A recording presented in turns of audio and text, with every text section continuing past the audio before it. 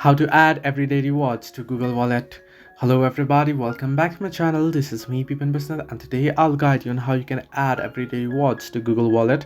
Now the process itself is quite simple and quite easy, so let me guide you through. First things first, you want to open up your everyday rewards application and you want to make sure that you're logged into your account or signed into your account.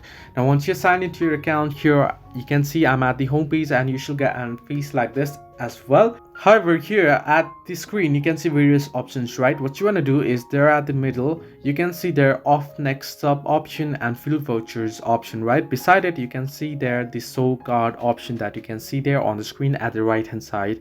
So all you have to do is you'll have to tap on show card option, and once you do so there you'll be able to see your card, and there you can see the add to Google Wallet option.